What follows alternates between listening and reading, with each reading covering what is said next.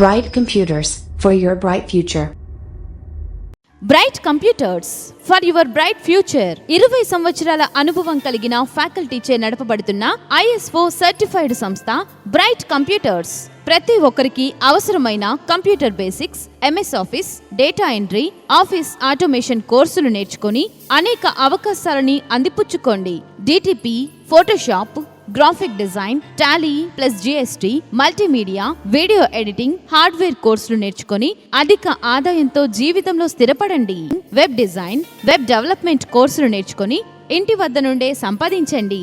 C++, Java, Oracle, Python నేర్చుకొని software రంగంలో ప్రవేశించండి. సంప్రదించండి బ్రైట్ కంప్యూటర్స్ 2/6 మరియు 2/9 బ్రాడిపేట, గుంటూరు.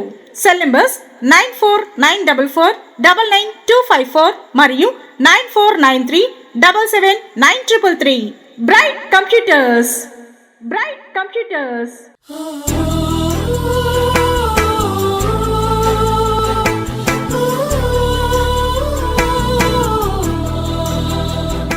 బైబిల్లో మనము చదువుతున్నాము ప్రియులారా, దేవుని యొక్క వాక్యంలో 30 వచనం కూడా చదువు. ఆ రాత్రి ఫరోయు అతని సేవకులందరూ ఐగుప్తీయులందరూ లేచినప్పుడు శవము లేని ఇల్లు ఒక్కటైనను లేకపోయినందున ఐగుప్తిలో మహాఘోష పుట్టెను. ఇంత సెక్యూరు కలిగినటువంటి దేశంలో శవం లేని ఇల్లు ఒక్కటైనను లేదట. ప్రతి ఇంట్లో శవం ఉంది, కానీ ఇశ్రాయేల్లో మరణఘోష లేదు, ఇశ్రాయేల్లో కరువు లేదు, ఇశ్రాయేలు పంటలకి చీడలేదు. ఇశ్రాయేలు కలిగినటువంటి నదిలో ప్రియులారా అదే ఐగుప్తు నుంచి పారుతుంది, కానీ వీరికి స్వచ్ఛమైన జలం ఉంది. సో దేవుడు వారిని ప్రొటెక్ట్ చేశాడు, దేవుడు వారిని భద్రపరిచాడు. దేవునికి ఒక ప్రణాళిక ఉంది. ఆ ప్రణాళిక ఏంటో తెలుసా? వీరు ఐగుప్తి దేశమును కంటే కనాను దేశమునకు వెళ్ళాలి, అక్కడ వారు దేవుని నామాన్ని మహింపరచబడాలి. హల్లెలూయా. బైబిల్లో మనము చదువుతున్నాము ప్రియులరా. ఈరోజు నేను అది గుర్తు చేస్తున్నాను, మన బిడ్డలు ఉన్నారు అంటే దేవుని కృప, వారు సజీవం ఉన్నారంటే దేవుని యొక్క దయ. ప్రియ దేవుని బిడ్డలారా, దేవుడు మనకు అనుగ్రహించినటువంటి సంతానము ఆయన కృప ఉన్నది. బహుశా వీరిలో కొంతమంది మరణం వచ్చి ఒకవేళ వెళ్ళిపోయి ఉండొచ్చు, వారిని పక్కన పెట్టండి, ఎవరు శాశ్వతం కాదు. కానీ ఈరోజు నీ కళ్ళ ముందు చూడటానికి దేవుడు నీకంటూ ఒక సంతానం ఇచ్చాడే, అది దేవుని కొరకు నువ్వు కానుకగా ఇవ్వాలని నేను బ్రతిమలాడుతున్నాను. అందుకే సంఘంలో కొత్త జనాంగము లెగవాలి, యాజకుల సంతతి రావాలి, దేవుని కొరకు పాటుపడేవారు లెగవాలి. ప్రియ దేవుని బిడ్డలారా, మన బిడ్డలు దేవుని కొరకై అప్పగించబట్టకు నాటి నుండే మనలో తీర్మానం అవసరమైంది. ఎందుకు ఈ మాట చెప్తున్నానంటే, దేవుని యొక్క పరిచర్యను జరిగించుట కొరకై, నశించిపోతున్న ఆత్మలను కాపాడుట కొరకై. ప్రియ దేవుని బిడ్డలారా, దేవుని చిత్తమైతే నిందలైన అనుభవించుట కొరకై, హతసాక్షులుగా మారడానికి కొరకైనా మన బిడ్డలు దేవుని కొరకు పరిచర్యకు రావాలి. ఆమేన్ చెప్తారా? నా తల్లి, నా బిడ్డల గురించి నేను మీకు ఒక మాట చెప్తున్నాను. మాకు బిడ్డలు పుట్టినప్పుడే నేను దేవునికి 2 అప్పగించేశాను. మాకు ఈ సుమంతైన కూడా బిడ్డలు లేరు, అంటే అప్పటికి కడుపును కూడా పడలేదు. సో ప్రభునందు ప్రియులారా, ప్రభువా నువ్విచ్చే సంతానం నీదే. ఇప్పటికీ మీరు అడగండి, మా వాళ్ళని ఏం చేస్తారంటే, నేను వారి జీవితంలో చెప్తున్నటువంటి మాట, హై స్థాయానికి వెళ్ళండి, దేవుని పరిచర్యకి మీ జ్ఞానము తెలివి ఉపయోగపడాలి. మీరు ఎక్కడి నుంచి ఉన్నా, ఏ స్థలములో ఉన్నా, ప్రతిదీ దేవుని పని కొరకై మీరు వాడబడాలి. దేవుని చిత్తము చేయటకై, సేవ చేయటకై తీర్మానం చేసుకోవాలి. నేను అది గుర్తు చేస్తున్నాను ప్రియులారా. అన్యులుగా పుట్టినటువంటి మా కుటుంబంలో దేవుని పరిచర్య చేయడానికి దేవుడు సహాయం చేశాడు. నేను అంటున్నాను, క్రైస్తవులకు పుట్టినటువంటి మన జీవితాల్లో దేవుని పని కొరకై అప్పగించడానికి వెనుదీయొద్దు. సో దేవుడు ఏదైతే ఇచ్చాడో దాన్ని దేవుడు కోరుకుంటాడు. మనకులాగా ఈకుండా 100 ఆశలు దేవుడు ఆశించడు. దేవుడు సంతానం ఇచ్చి ప్రథమ ఫలము నాది అన్నాడు. మనం అంటున్నాము నీది కాదయ్యా నాది అంటున్నాం. ప్రియులారా, నాది అన్నటువంటి ఐగుప్తి ప్రజల్లో దుఃఖాశ్లోకానికి వెళ్ళిపోయారు. దేవుని ప్రజలు అన్నటువంటి వారి కుటుంబంలో నెమ్మది, సమాధాన వాతావరణం ఉంది. ప్రియులారా, దేవుని యొక్క వాక్యం సెలవిస్తున్నట్లుగా తిరిగి మనం ముందుకెళ్దాం. దేవుని యొక్క వాక్యం చదువుతున్నట్లుగా ఇటు భాగములో ప్రియులారా, ఈ పండుగలలో శ్రేష్టమైన పండుగగా ఈ పండుగ పిలువబడింది. దేవుడు వారిని భద్రపరిచి దీవించి దేవుడు వారిని కాచాడు. ఈ పండుగల విషయాల్లో నేను గుర్తు చేస్తున్నటువంటి విషయం, ఈ 7 పండుగలలో ప్రియులారా 3 పండుగలు యాత్రా పండుగలని పిలిచారు. చాలా జాగ్రత్తగా వినండి. వాటిలో పస్కా పొంగని రొట్టెల పండుగ, ఇది కోతకాలపు పండుగ లేక ప్రథమ ఫలముల పండుగ అనేది, అలాగనే 3వది పర్ణశాలల పండుగ. ఈ 7 పండుగల్లో 3 పండుగలు యాత్రా పండుగలు. చాలా జాగ్రత్తగా వినాలి. ఇక్కడ యాత్ర అనగా మీ అందరికీ తెలుసు, ప్రయాణం చేసి వెళ్ళేవారు, లేక నడిచి వెళ్ళేవారు, లేక దారి మార్గమున వారి కలిగినటువంటి గాడిదలతోనూ గుర్రాలతోనూ వెళ్ళేవారు. ఈ పండుగలు సంవత్సరానికి 3 మార్లు చేసేవాళ్ళు ఇశ్రాయేలీయులు. 3 మార్లు, ఈ 3 పండుగలు సంవత్సరంలో 3 మార్లు చేసేవాళ్ళు. ప్రియులరా, ఈ 3 మార్లు జరిగేటువంటి ఈ పండుగల్లో జ్ఞాపకం చేసుకుంటూ వస్తున్నాం మనం. ఈ 3 పండుగల్లో శ్రేష్టమైనటువంటి విషయంగా ఈ కోతకాలపు పండుగను పోల్చారు. సో ఈ 3 పండుగల్లో ఆయా నెలల్లో పండినటువంటి పంటలను తీసుకొని దేవుని పరిశుద్ధ ఆలయానికి వీళ్ళు వెళ్ళేవారట. బైబిల్లో మీకు జ్ఞాపకం చేస్తున్న మాట. ఎక్కడికి వెళ్ళేవారు వీళ్ళు? దేవుని పరిశుద్ధ ఆలయానికి వెళ్ళేవారు. ఏం తీసుకొని వెళ్ళేవారు? పండినటువంటి గోధుమలు కానీ, యావలు కానీ, లేక ద్రాక్ష పళ్ళు కానీ, ఒలీవల పళ్ళు కానీ, దేవుడు వారికి ఇచ్చినటువంటి ఫలాలు ఏవైతే ఉన్నాయో ఆ నెలల్లో వచ్చే ఫలాలు, అవి తీసుకొని దేవుని ఆలయానికి నడిచి వెళ్ళేవారట. లేక ఏమైనా గాడిదలు ఉంటే వాటితో పాటు వెళ్ళేవాడట.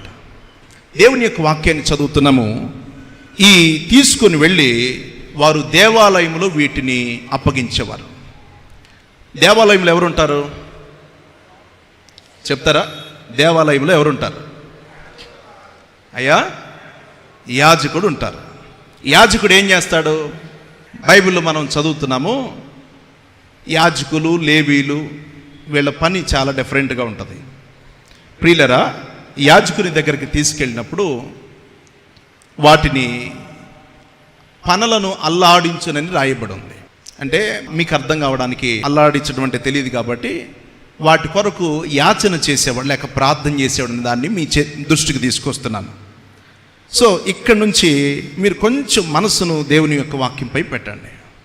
సాధారణంగా ప్రియులరా, లేవియకాండం 27వ అధ్యాయము 30 నుండి 37 వచనాల్లో ఉన్నటువంటి మాట మీ అందరికీ తెలుసు. అక్కడ చివర్లో అన్నాడు, 10వ భాగము, చెప్పండి ఏమన్నారు ఆయన? 10వ భాగము యెహోవా. లేదు అక్కడ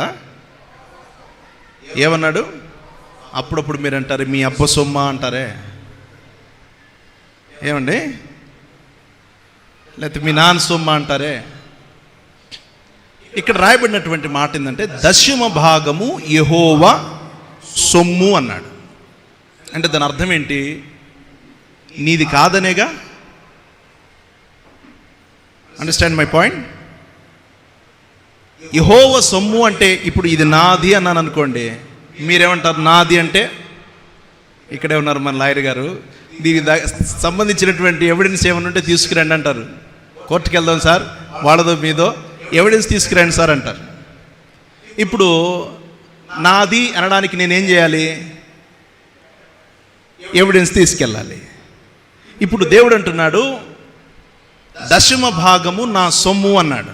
దేవుడు దానికి ఎవిడెన్స్ ఇచ్చాడు. ఇందాక నేను గుర్తు చేసేది కదా, ప్రథమ ఫలము దేవుడు కాపాడాడు, ఆయన ఇచ్చాడు. ఐగుప్తీయులు చనిపోయినప్పుడు ఎవిడెన్స్ ఇచ్చాడు. సెకండ్ వన్ ఏంటంటే, ఫలాల గురించి మనం చదువుతున్నాము. ఐగుప్తి దేశములో చాలా పొలాలు ఉన్నాయి, కానీ ఐగుప్తిలో వచ్చినటువంటి తెగుళ్ళు వలన పంటలన్నీ పోయాయి. దేవుడు ఇశ్రాయేలు పంటలన్నిటినీ చక్కగా దేవుడు భద్రపరిచాడు. అలాగనే భయంకరమైనటువంటి తెగుళ్ళు రావడం బట్టి పశువులు చచ్చిపోయాయి ఐగుప్తిలో. దేవుడు ఇశ్రాయేలీలు పశువులంతటిని దేవుడు ఉదాహరణగా దేవుడు కాపాడాడు. ఇప్పుడు దేవుడు ఎవిడెన్స్ ఇచ్చాడు, నాది అనడానికి ఉదాహరణ అన్నాడు. ప్రియులరా, నేను ఎందుకు ఈ మాట గుర్తు చేస్తున్నాను పదే పదే అంటే, యెహోవా సొమ్ము అని చెప్పడానికి ముఖ్య ఉద్దేశం, ఆయన వాటిని భద్రపరిచాడు, ఆయన వాటిని కాపాడాడు అని అర్థం. సో ఇశ్రాయేలు ఈ సంవత్సర కాలంలో 3 మార్లు దేవుని యొక్క ఆలయానికి ప్రాముఖ్యంగా ఈ 3 పండగలు అనగా మనం చదువుతున్నాము దేవుని ప్రభునందు ఇందాక నేను గుర్తు చేసినటువంటి ఈ 3 పండుగలు ఏవైతే ఉన్నాయో వీరు ఖచ్చితంగా వెళ్ళి ఫలాలను అర్పించాలి. ఇది నియమం, దేవుడిచ్చినటువంటి కండిషన్ ఇది. సో ఈ ప్రకారంగా వాళ్ళు వెళ్ళేవారు, ఫలాలను అర్పించేవారు. ఇక్కడ చాలా జాగ్రత్తగా దేవుని యొక్క వాక్యం వినాలి. సాధారణంగా ఉన్నటువంటి మన మెయిన్ లైన్ చర్చెస్లో ఉన్నటువంటి ఒక విషయం ఏంటంటే దశమ భాగాల గురించి చెప్పడానికి అంత ఇష్టపడరు. ఎందుకని చెప్తారా? పాస్టర్ గారు ఎక్కడ తీసుకుపోతాడో అన్నని. నా మాట అర్థమైందా? జనరల్ సైకాలజీ చెప్తున్నాను నేను. పాస్టర్ గారికి ఇవ్వాలి దశమ భాగం అంటే ఇంకా సంఘానికి ఇచ్చేవాళ్ళు ఎవరు ఉంటారు? ఉండరు కదా ఎవరు. సో కనుక ఇటు పెద్దలను మెప్పించడానికి, ఇటు సమాజాన్ని మెప్పించడానికి, రెండవసారి పాస్టర్ గారిని పిలుచుకోవడానికి కాస్తంత అద్దెలతో ఉంటారు. బైబిల్లో మనం జాగ్రత్తగా వినాలి. బిబ్లికల్ నాలెడ్జ్ లేకపోతే ఇలాంటి మిస్టేక్స్ జరుగుతుంటాయి. వాస్తవానికి తెలుగులో మనకి 10వ భాగం అని రాయబడి ఉంది. దాన్ని ఇంగ్లీష్లో టైత్ అని పిలిచారు, మీ అందరికీ తెలుసు. సో ఈ టైత్లో ఉన్నటువంటి పరమార్థం ఏంటంటే మొత్తం కూడా 23.3%, 23.3. చాలా జాగ్రత్తగా ఈ మాట వినాలి. 23.3, 23.3 ఇది టైత్గా దశమ భాగముగా పిలువబడింది. చాలా జాగ్రత్త. మరి టైత్ అన్నప్పుడు దశమ భాగం అంటే దశ అంటే ఎన్ని? 10 కదా సార్, సంస్కృత పదం, హిందీ పదమా ఇది? దశ అంటే 10, దశాంశం. ఈ దశాంశం అనేది 10ని సూచిస్తూ ఉంది. మరి 23.3 ఎలాగొచ్చిందో మీకు గుర్తు చేస్తాను, వినండి. ఈ దశాంశం అనేటువంటి అంశంలో మనకి తెలియనటువంటి ఒక సందర్భం ఉంది. 10వ భాగము ఇందులో యాజకునిది, మిగిలినటువంటి 10.3 ఏదైతే ఉందో, అంటే 13.3 ఏదైతే ఉందో, ఇది సంఘ నియామకములో అనగా సంఘ అభివృద్ధి కొరకు, అలాగనే సంఘ పరిచర్య కొరకు. ప్రియ దేవుని బిడ్డలారా, మనం చదువుతున్నాం ప్రతి 3 సంవత్సరాలకు ఒకసారి విధవరాళ్ల కొరకు, దిక్కులేని వరకు మిగతా భాగాన్ని ఉపయోగిస్తారు. నా మాట మీకు అర్థమవుతుందా? దేవుని యొక్క వాక్యాన్ని చాలా జాగ్రత్తగా వినాలి. దేవుడు వీటిలో ఉంచినటువంటి ఒక పరమార్థం ఏంటంటే, ఈరోజు సంఘాలు తప్పుగా అనుకోవద్దు, చెప్పాలని ఈరోజు ఈ విషయాన్ని మీకు గుర్తు చేస్తున్నాను. ఈరోజు సేవకుడు ఎందుకు బ్యాగ్ పట్టుకొని ఇళ్ళిళ్ళు పరిగెత్తడానికి మెయిన్ రీజన్ ఇదే. ఒక రకంగా చెప్పాలంటే సేవకుడిని అడుక్కునేవాడిగా చేశారు. యాజకత్వపు సేవా దినాల్లో ఎలాంటిదంటే దేవుని ఆలయములో పరిచర్య చేసేది. నిత్యము దేవుని యొక్క ఆలయ సేవ జరిగించటం యాజకుని యొక్క ధర్మం. యాజకుడు దేవుని ఆలయమును విడిచిపెట్టి బయటికి వెళ్ళడానికి వీల్లేదు ఆ దినాల్లో. ప్రియ దేవుని బిడ్డలారా, యాజకుని యొక్క నియమాన్ని ప్రకారం ఆ దినా నుంచి మనం చదువుతున్నాము. 10వ భాగము సేవకునికి ఎందుకని ఇక్కడ చెప్పబడిందంటే, దానికి ఇంకొక మీకు చివరి ఒక మంచి భాగాన్ని మీకు గుర్తు చేయాలని ఆశపడుతున్నాను. చాలా పురాతనమైనటువంటి మాట ఇది. 14వ అధ్యాయం మీ అందరికీ తెలిసి మాట అనుకుంటున్నాను నేను. బహుశా ఆది కాండానికి మీరు రండి. 14 నుంచి ఈ మాటను మనం చదువుకోవాలి. 21వ వచనం వరకు చదువుకుందాం. 14వ అధ్యాయం 18, 21 వరకు చదువుకుందాం. మరియు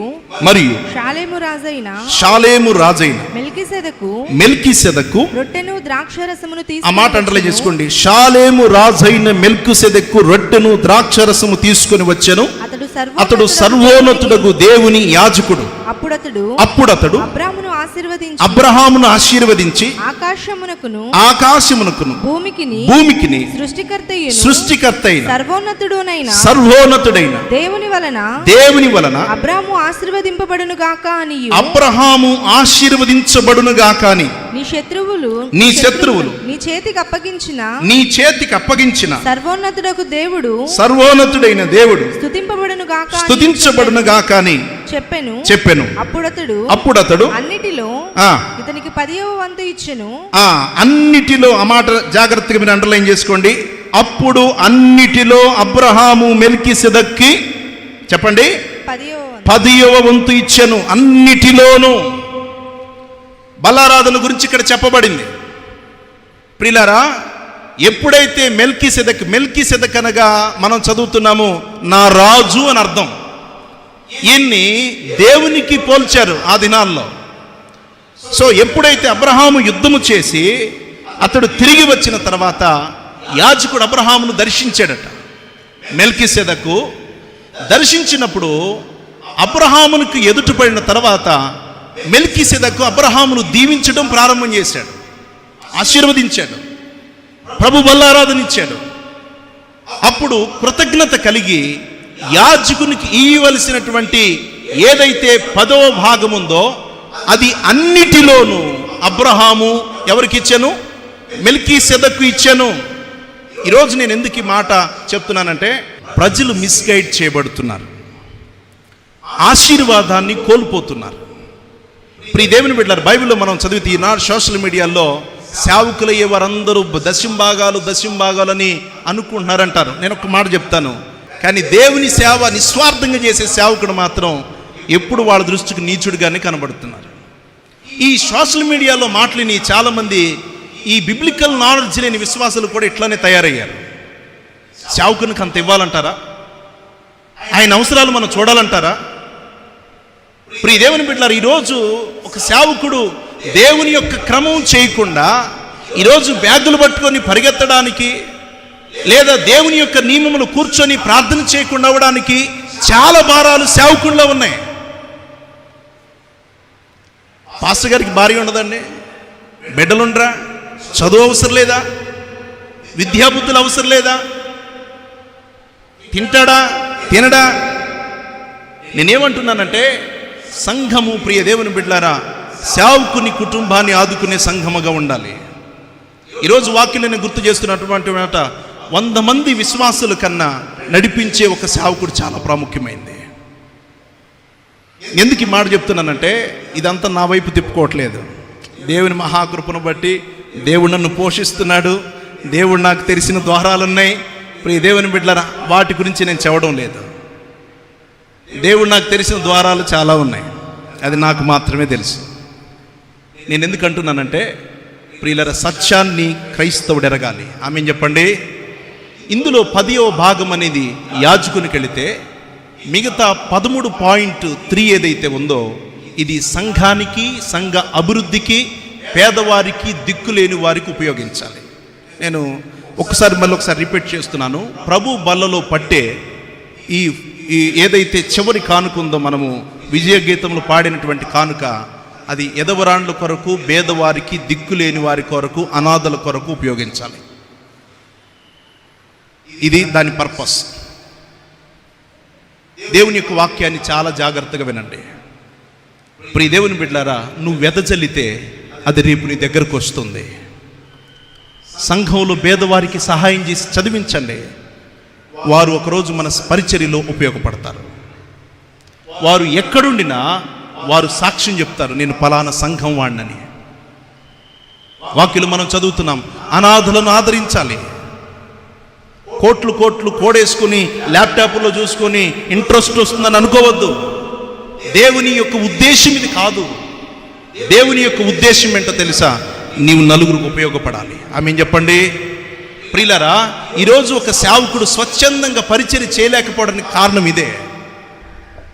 ఆకలి ఉంటుంది పాస్టర్ గారికి, అవసరతలు ఉంటాయి, నిస్వార్థంగా సేవ చేయాలి, మీ కుటుంబాలను దర్శించాలి, మీ కొరకు రాత్రుళ్ళు ప్రార్థన చేయాలి. ఒక క్రైస్తవ సంఘాన్ని గురించి నేను ఒక మాట చెప్తాను. నాకు ఏమో అందరికి ఉండితో లేదు నాకు తెలియదు. నా భారం ఏంటంటే ప్రభువా నాకు అప్పగించబడిన ప్రతి కుటుంబం అన్ని విషయాల్లో సౌఖ్యంగా ఉండాలని కోరుకుని ప్రార్థన చేస్తాను. నేను అందరి గురించి నాకు తెలియదు, నేను చేసేదే చెప్తున్నాను. ప్రియ దేవుని బిడ్డరా, నా సంఘం అంతా వస్తువులు, వాహనాలు, ఇళ్లతో, మంచి నగలతో, బంగారు వెండితో, ఉద్యోగాలతో వర్ధిల్లాలి ప్రభువా. ఇది నా అభిప్రాయం. కానీ దీనికి టోటల్ డిఫరెంట్ సంఘ అభిప్రాయం అంటే తెలుసా? పాస్టర్ గారు నేను డబ్బులు తీసుకొని పొలాలు కొంటున్నాడేమో, స్థలాలు కొనుక్కుంటున్నారేమో, బళ్ళు కొనుక్కుంటున్నారేమో. మీకు బళ్ళు ఉండాలి, కార్లు ఉండాలి, బిల్డింగ్లు రావాలి, నగల నట్టరాలు కావాలి, సేవకుడు మాత్రం చినిగిపోయిన చొక్కాలు వేసుకుని తిరగాలి. It is not correct. ఇది దేవుని యొక్క నియమం కాదు. నేను గుర్తు చేస్తున్నటువంటి మాట, ఈ 23%లో 10% సేవకునిదైతే మిగతా 13% సంఘాభివృద్ధి కొరకు వాడాలి. దేవుని యొక్క వాక్యం మనకి ఏమని బోధిస్తుంది? ప్రియులారా, చాలామంది ఈ రోజుల్లో బయలుదేరారు, పాత నిబంధనలు కానీ కొత్త నిబంధనలు లేదన్నారు. మీ గుండెలు బగిలిపోయి ఒక వచనం చూపిస్తాను, చూడండి ఒకసారి. కొరింథీ పత్రిక 16వ అధ్యాయము 1-2 వచనాలు చూస్తారా? పరిశుద్ధుల కొరకైన కానుక విషయమైతే, పరిశుద్ధుల కొరకైన కానుకల విషయమైతే నేను గలతీయ సంఘములకు నియమించిన ప్రకారము మీరును చేయుడి. నేను వచ్చినప్పుడు, ఆయన ఏమి చెప్పాడంట వాళ్ళకి? నేను వచ్చినప్పుడు చందా పోగు చేయకుండా. ఆ మాట అండర్లైన్ చేసుకోండి. చందాలు పోగు చేయొద్దు, చచ్చినోడుకు పోగు చేసినట్టు. సందాలు పోగు చేయకుండా ప్రతి ఆదివారం మీలో ప్రతి వాడును వర్ధిల్లిన కొలది తన యొద్ద కొంత సొమ్మును నిలవ చేయవలెను. ఏం చేయాలట? బైబిల్ మనం చదువుతున్నాము, గలతీయులకి పౌలు భక్తుడు ఇది రాశాడంట. ఆయన, అయ్యా చందాలు పోగు చేయొద్దు. నాకు ఇప్పటికీ బాధాకరం ఏంటంటే, మనోళ్ళు పాస్టర్ గారికి బియ్యం వండిన సంచులు తీసుకొని తిరుగుతున్నారు. స్వచ్ఛందంగా దేవుని ఆలయానికి రావాలి. మీరు మాకు బియ్యం తీసుకురాపోయినా పర్లేదు, నా పేరు చెప్పి అడగొద్దు. నేను తినేదేవో ఒక పూట మధ్యాహ్నం. ప్రియులరా, స్వచ్ఛందంగా దేవుని ఆలయానికి తీసుకురావాలి. ఈ సంవత్సరానికి జరిగే 3 పండగలలో వారు హృదయపూర్వకంగా దేవుని ఆలయానికి నడిచి వెళ్ళి ప్రథమ ఫలాలు, కృతజ్ఞత కానుకలు దేవుడు వారిని వర్ధిల్ల చేసిన ప్రకారం ఇచ్చి దేవుని మహింపరిచి వచ్చేవారు. నేనంటున్నాను, change this system first of all. So మనం బెగ్గర్స్ కాదు, మనం అంటున్నాను, ఇంక్లూడ్ మీ ఆల్సో, మనము అడుక్కునే వాళ్ళం కాదు, ఇచ్చేవాళ్ళం. ఆమె ఏం చెప్తారా? మనం ఎవరు చెప్పండి? దేవుడు, నాతో చెప్పండి, దేవుడు, పెద్దగా చెప్పండి, దేవుడు నన్ను ఇచ్చువానిగా చేసెను. ఆమె ఏం చెప్తారా? దేవుడు నన్ను ఇచ్చువానిగా చేసెను. దేవుని యొక్క వాక్యాన్ని నమ్మాలి. మనం బెగ్గర్స్ కాదు, మనము దేవుని ప్రజలము, దేవుని సర్వ సమృద్ధిలో ఉండిన వారము, పరిచర్య నియమాన్ని ఎరిగిన వారము, సంఘ క్రమాన్ని తెలిసిన వారము, భూమి పుట్టక ముందు క్రైస్తవులు. There is no church principles. నేనేమంటున్నానంటే, దేవుడిని స్వచ్ఛందమైన అర్పణ దేవుడు కోరుకుంటున్నాడు. కొంతమంది తెలివి కలిగిన విశ్వాసులు ఉంటారు. సంఘంలో ఎంత వాక్యం బోధించిన సంఘుడికి, పాస్టర్ గారికి ఎప్పుడు 10 రూపాయలు, 100 రూపాయలు, 50 రూపాయలే.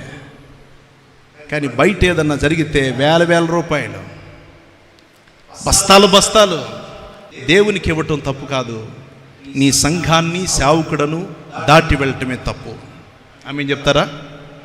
దేవునికి ఇవ్వడం తప్పు కాదు, నీ సంఘాన్ని, చెప్పండి, నీ సేవకుని, క్రమాన్ని దాటి వెళ్ళటమే తప్పు.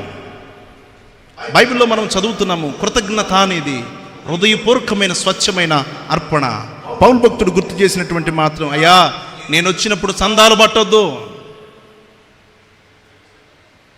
మీరు కోరుకున్న దాన్ని విస్తారంగా దేవునికి మీరు ఇవ్వటానికి నేర్చుకోవాలి. ఈరోజు పాస్టర్ గారు ఈయండో అన్నాడు అనుకోబాకండి.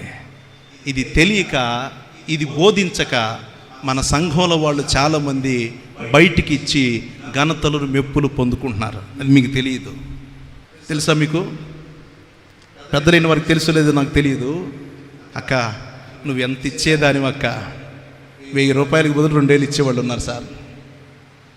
అక్క నీ ఎంత పరిశుద్ధురాలు అన్న. నేనేమంటున్నాను తెలుసా?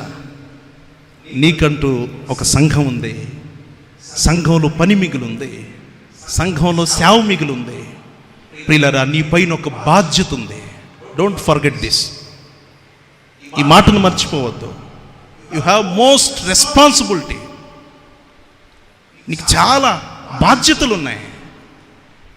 సో దాని కొరకు ప్రయాసపడాలి. నేను ఎందుకు ఈ మాట మరీ నొక్కి చెప్తున్నానంటే, ఇశ్రాయేల్ నియమాన్ని నువ్వు పాటిస్తున్నప్పుడు దాని కండిషన్లో నువ్వు నడవాలి. మన వాళ్ళు ఎప్పుడు బ్యాప్టిస్ట్ పాస్టర్ కావాలి, బ్యాప్టిస్ట్ పాస్టర్ కావాలి. ఎందుకు చెప్పండి? బ్యాప్టిస్ట్ నియమాలు తెలిసి ఉంటాయని. సో నువ్వు ఇశ్రాయేలు పండగలను ఆచరిస్తున్నప్పుడు ఇశ్రాయేల్ నియమం కూడా నీకు తెలిసి ఉండాలి. నా మాట అర్థమవుతుందా? నా మాట అర్థమవుతుందా? ప్రియులరా, నేను ఎందుకు ఈ మాట గుర్తు చేస్తున్నానంటే, దేవుని విషయమై నమ్మకస్తులుగా దేవుని పరిచర్యకు కానుక వెత్తండి, దేవుని సంఘ అభివృద్ధి కొరకు వెత్తండి. ప్రియ దేవుని బిడ్డలారా, దేవుని నియమాన్ని పాటించండి. మీ సంఘ సేవకులను ఇప్పుడు నేను రాబోయే దినాల్లో ఇంకెవరో నేనంటాను, ఇప్పుడు మనకి ఈ ఏరియాలో లేవు, కానీ మనకు విశాఖపట్నం ఆ ఏరియా వెళ్తే బ్యాప్టిస్ట్ పాస్టర్ గారు రిటైర్డ్ అయిపోయిన తర్వాత వాళ్ళకి స్టైఫండ్ ఉంటుంది. సిబిఎం బ్యాప్టిస్ట్ చర్చెస్లో స్టైఫండ్ ఇస్తారు. వాళ్ళకంటూ కొంత ఆదరిస్తారు వాళ్ళని. ప్రియ దేవుని బిడ్డలారా, మన సంఘం కూడా అలాగిచ్చేది కావాలంటే దేవుడు మీ చేతులు బలపరచాలి. ఆమేన్ చెప్పండి. అనేక మంది సేవకులను ఆదుకోవాలంటే ఏం చేయాలి? మన కుటుంబాలు బలపడాలి, ఉద్యోగాలు సంపాదించాలి, ఆరోగ్యవంతులుగా ఉండాలి, అన్నిట్లో సౌఖ్యాన్ని రావాలి. అది ఎప్పుడు వస్తుందంటే దేవునికి లోబడినప్పుడు. ప్రియుడా, నీవు ఆత్మ విషయంలో వర్ధిల్లించుండిన ప్రకారము నీవన్ని విషయాలు వర్ధిల్లుతావు, సుఖము సౌఖ్యము నీకు వస్తుంది. అట్టి కృప దేవుడు మనందరికీ దయచేసి దీవించునుగాక. ప్రార్థన చేసుకుందాం. ప్రియ దేవుని బిడ్డలారా, వాక్యము వ్యక్తిగతమైంది కాదు, వాక్యము దేవుని మాట. ఇందులో పర్సనల్ ఎజెండాస్ ఏవి లేవు. It is word of God. నువ్వు ఏదైతే విన్నావో అది చేయమని దేవుడు చెప్తున్నాడు. ఏదైతే నేర్చుకున్నావో ఆ క్రమాన్ని చూడమని దేవుడు జ్ఞాపకం చేస్తున్నాడు. ఏదైతే పితరుల క్రమాన్ని నువ్వు ఎరిగి చేయటానికి పూనుకున్నావో అదే చేయమని వాక్యంలో జ్ఞాపకం చేస్తూ ఉంది. ఈరోజు నేను అంటున్నాను, నీ చేతులు బలపరచమని దేవుణ్ణి అడగండి. దేవా, నా సేవకుడికి నేను తోడుగా ఉండాలని దేవుణ్ణి అడగండి. నా సంఘములో నేను ఇచ్చే వ్యక్తిలో మొదటి పాత్రగా నన్ను చేయమని దేవుణ్ణి అడగండి. రాబోయే దినాల్లో ప్రభువా నాయనా, నాకిచ్చిన ఉద్యోగం, నాకిచ్చిన వ్యాపారం ద్వారా, నాకిచ్చిన రెక్కల కష్టార్జితం ద్వారా నా సంఘము నుండి అనేక మంది చదివించబడి ప్రపంచానికి స్వార్థను ప్రకటించే యోధులుగా తయారు చేసే శక్తినివ్వండి ప్రభువా అని అడుగుదాం. సంఘము భారము ఈరోజు మనం భరించాలి. దేవుని యొద్ద నుండి తీసుకోవటం కాదు, దేవునికి ఇవ్వటం కూడా నేర్చుకోవాలి. వాక్యంలో మనం చదువుతున్నాం, దేవుడు ఇవ్వకుండా నిన్ను అడగటం లేదు ఆయన. దేవుడు నీకిచ్చి ఆయన శోధించమని చెప్పాడు. వెదజల్లి దరిద్రులైన వారు లేరని రాయబడి ఉంది. ప్రభునందు ప్రియులారా, నీవు విత్తుతున్న ప్రతి రూపాయి దేవుని గ్రంథములో రాయబడి ఉంది. నీవు చేసే పరిచర్య, నీవు సేవకు ఖర్చు పెట్టే ప్రతి రూపాయి మనుషులు మర్చిపోవచ్చు, కానీ దేవుడు మర్చిపోయేవాడు కాదు. ఆయన చేసిన పరిచర్య చూసి మర్చిపోవడానికి ఆయన అన్యాయస్తుడు కాదు. సకలాన్ని మన కొరకు దారపోసి, సమస్త మన కొరకు అనుగ్రహించి, తన యవ్వన కుమారుడైనటువంటి క్రీస్తు ప్రభువారిని లోకములకు పంపింపి తన యొక్క ప్రాణము పెట్టినటువంటి దేవుడు మన దేవుడు. సో ప్రభువా, నీ రక్తమిచ్చి కొన్న ఈ సంఘములో నన్ను సభ్యునిగా చేసినందుకు వందనాలని దేవునికి చెప్పు. ప్రియులారా, నేను ప్రభువా ఈ సంఘములో నన్ను ఉంచినందుకు, ఇట్టి ధన్యతనిచ్చినందుకు వందనాలు దేవునికి చెప్పు. మనుషులు అనుకున్నట్టు ఆత్మలేని సంఘం అనుకోవద్దు. చాలా మంది అనుకున్నట్టు సమాధానం లేని సంఘం అనుకోవద్దు. నీవు నివాసము చేసే సంఘములో నాకు ఈ భాగ్యం ఇచ్చినందుకు వందనాలని దేవునికి చెప్పు. సో దేవుడు ఆ సమర్పణ నీలో చూస్తున్నాడు, ఆ త్యాగాన్ని దేవుడు నీలో చూస్తున్నాడు. దేవుడు నీలో నుండి ఆ మనస్తత్వాన్ని దేవుడు కోరుకుంటున్నాడు. దేవునికి దగ్గరగా ఉంటావా? దేవుని సంఘాన్ని ప్రేమించి ఇక నుంచి దేవునికి నీ సర్వస్వాన్ని ఇవ్వడానికి ఇష్టపడతావా? ఈ రోజు నుంచి ఒక సమర్పణ. ప్రభువా, నేనిక నాకు నీవిచ్చిన సంఘమును విడిచిపెట్టి ఎక్కడికి వెళ్ళనయ్యా. నేను నీ సంఘములోనే ఉంటాను. ఇది నాకు మీరిచ్చిన సంఘం, ఇది నా పితరులకు ఇచ్చిన సంఘం. దేవా నాయనా, మా పితరులు నిన్ను ఆరాధించిన సంఘం. ఈ బాధ్యత నేను తీసుకుంటున్నాను. అనేకులను నీ వైపు నేను తిప్పుతాను. అలాంటి వ్యక్తిగా నన్ను బలపరచమని దేవునికి ఒక సమర్పణ చేద్దామా? తండ్రి, నీకు వందనాలు. ఇవ్వబడినటువంటి వర్తమానం నా జీవితం, మా జీవితాలు నెరవేర్చి వాక్యానుసారంగా మేమందరము బ్రతికి కృపను దయచేయమని, దేవా కృప చూపించమని యేసు నామమును బట్టి అడుగుచున్నాను గొప్ప పరమ తండ్రి. ఆమేన్.